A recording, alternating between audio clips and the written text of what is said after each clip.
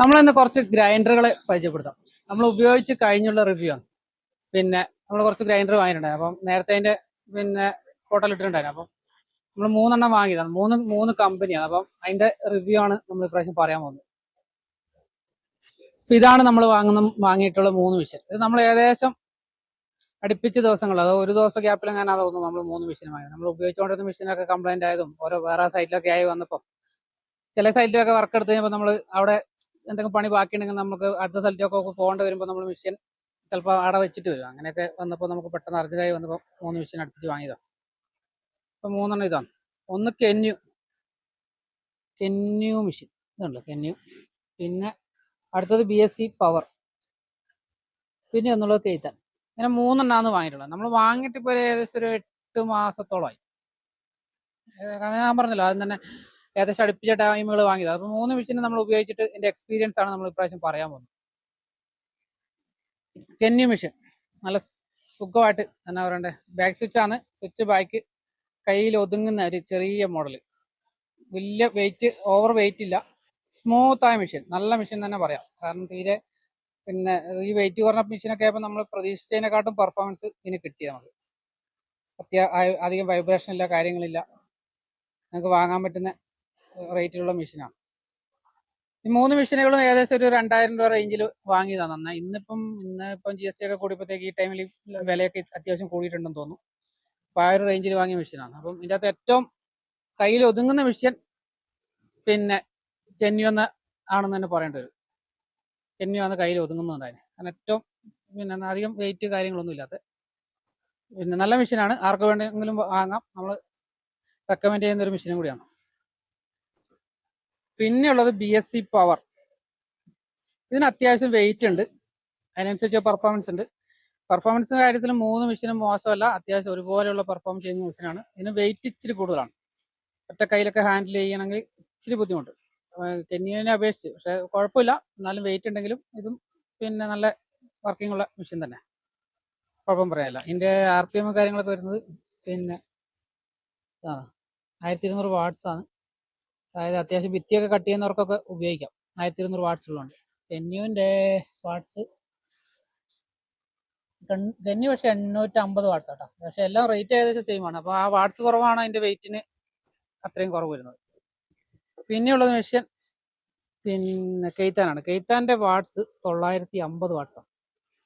അതും നല്ല മെഷീൻ തന്നെയാണ്. കാരണം നമ്മൾ ഉപയോഗിച്ചിട്ട് സാധാരണ നമ്മൾ എല്ലാ മെഷീനും അക്കിത്ത, ബോഷ്, പിന്നെ ഐബെല്ല്, നമ്മൾ ഉപയോഗിക്കാത്ത മെഷീൻ വളരെ കുറവാണ്. കാരണം ഒത്തിരി മെഷീനുകൾ നമ്മൾ ഉപയോഗിച്ചിട്ടുണ്ട്. അപ്പോൾ ഇത് അത്യാവശ്യം നല്ല മെഷീനാണ് തോന്നിക്കൊണ്ട് പെയ്ഡ് റിവ്യൂ കാര്യങ്ങളോ ഒന്നും അല്ല കേട്ടോ. നമ്മൾ മൂന്ന് കമ്പനിയല്ല, നമ്മൾ വാങ്ങിയിട്ട് ഉപയോഗിച്ച് നോക്കിയിട്ടുള്ള റിവ്യൂ ആണ്. കാരണം ഇതുവരെ കംപ്ലൈന്റ് ഒന്നും വന്നിട്ടില്ല. ചില മെഷീൻ എന്ന് പറഞ്ഞു കഴിഞ്ഞാൽ വില കുറഞ്ഞ മെഷീൻ്റെ മെയിൻ പ്രശ്നം പെട്ടെന്ന് കാർബൺ പോകലും പിന്നെ ഭയങ്കര വൈബ്രേഷൻ ആയിരിക്കും. നമ്മൾ യൂസ് ചെയ്യുമ്പോൾ കയ്യിൽ ഭയങ്കര വിറ കാര്യങ്ങൾ, കട്ടിങ്ങൊന്നും അത്ര സ്മൂത്ത് ആയിരിക്കില്ല. ഈ മെഷീനെ സംബന്ധിച്ച് അങ്ങനെയുള്ള പ്രശ്നങ്ങളൊന്നുമില്ല. അപ്പോൾ ധൈര്യമായിട്ട് നിങ്ങൾക്ക് വാങ്ങാൻ പറ്റുന്ന ഒരു മെഷീനാണ് ഇത് 3. ഐബെല്ലൊന്നും മോശമാണെന്നോ അല്ല, മറ്റു മെഷീനെ കുറിച്ച് മോശമൊന്നും പറയുന്നില്ല. നമ്മൾ ഇതിനെക്കുറിച്ചുള്ള റിവ്യൂ മാത്രമാണ്. മറ്റൊന്നും മോശമാണെന്നോ ഇത് നല്ലത് ഇത് മാത്രമാണ് വാങ്ങണമെന്നൊന്നല്ല പറയുന്നത്. ഇത് പിന്നെ അങ്ങനെ അധികം ഉപയോഗിക്കാത്ത 3 കമ്പനികളായതുകൊണ്ട് നമ്മൾ അതിനെക്കുറിച്ച് പറയുന്നതാണ്. അധികം ഉപയോഗിച്ചിട്ടില്ലാത്ത 3 മെഷീനുകളാണ്. ഞാൻ ഇതിനു മുന്നേ അങ്ങനെ വാങ്ങിയിട്ടില്ല. എൻ്റെ BSC പവർ മാത്രമേ നമ്മൾ അതിന് മുന്നേ ഉപയോഗിച്ചിട്ടുള്ളൂ. കെയ്ത്താനും ഞാൻ ഉപയോഗിച്ചില്ല, ആദ്യമായിട്ട് ഉപയോഗിക്കുന്നതാണ്. പിന്നെ കെന്യു ഉപയോഗിച്ചില്ല. ഇപ്പം നമ്മൾ കെന്യുവിൻ്റെ ഒരു ഡ്രില്ലിംഗ് മെഷീൻ വാങ്ങിയിട്ടുണ്ടായിരുന്നു. അതിൻ്റെ റിവ്യൂ നമ്മൾ ചെയ്തിട്ടുണ്ടായിരുന്നു. അത് കൂടി ഒന്ന് കയറി കാണാൻ ശ്രമിക്കുക. അതുപോലെ തന്നെ കെയ്ത്താൻ്റെ ഡ്രില്ലിംഗ് മെഷീൻ നമ്മൾ വാങ്ങിയിട്ടുണ്ട്. സെൽഫ് ഡ്രില്ലാണ്, സെൽഫൊക്കെ അടിക്കാൻ പറ്റുന്ന. അതിൻ്റെ എല്ലാം റിവ്യൂ ചെയ്തിട്ടുണ്ട്. അതിൻ്റെ എല്ലാം ഇത് നമ്മൾ ഡിസ്ക്രിപ്ഷനിൽ കൊടുക്കാം. നമ്മുടെ മെയിൻ ഐറ്റം ഇതുപോലത്തെ റിവ്യൂ ചെയ്യലില്ല. നമ്മൾ മെയിനായിട്ട് പിന്നെ വർക്കിൻ്റെ വീഡിയോ ആണ്, റൂഫിങ്ങിൻ്റെ വർക്കിൻ്റെ വീഡിയോകളാണ് നമ്മൾ കൂടുതലായിട്ട് ചെയ്യാൻ ശ്രമിക്കാറുള്ളത്. അപ്പോൾ അതുപോലത്തെ വീഡിയോകളൊക്കെ കാണാൻ ശ്രമിക്കുക. ഇടയ്ക്ക് നമ്മൾ ഇതുപോലെ പുതിയ മെഷീൻ വാങ്ങുമ്പോഴും ഉപയോഗിച്ച് കഴിഞ്ഞിട്ട് റിവ്യൂ ഒക്കെ ചെയ്താലേ, നമ്മൾ നല്ല മെഷീനൊക്കെ തോന്നിക്കഴിഞ്ഞാൽ നമ്മൾ അതിൻ്റെ റിവ്യൂ ഒക്കെ പറയാറുണ്ട്. കൂടുതലായിട്ടും നമ്മൾ ചെയ്യുന്നത് പിന്നെ വർക്കിൻ്റെ വീഡിയോസും കാര്യങ്ങളൊക്കെയാണ്, വർക്കിനെ കുറിച്ചുള്ള അഭിപ്രായങ്ങളൊക്കെയാണ്. അപ്പം പിന്നെ ഈ മെഷീൻ ഉപയോഗിക്കുമ്പോൾ മെയിനായിട്ട് ശ്രദ്ധിക്കേണ്ടത് ഹാൻഡിലും ഉപയോഗിക്കണം. അതുപോലെ തന്നെ ഇതിൻ്റെ കവറ്. ഇപ്പം മെഷീൻ വാങ്ങിക്കഴിഞ്ഞാൽ പൊതുവേ എല്ലാവരും കവറ് ആദ്യം തന്നെ ഊരിയങ്ങ് കളയലാണ്. കാരണം കവറും മെഷീൻ എപ്പോഴും സേഫ്റ്റിക്ക്, നമ്മുടെ സേഫ്റ്റി നമ്മൾ തന്നെ നോക്കണം.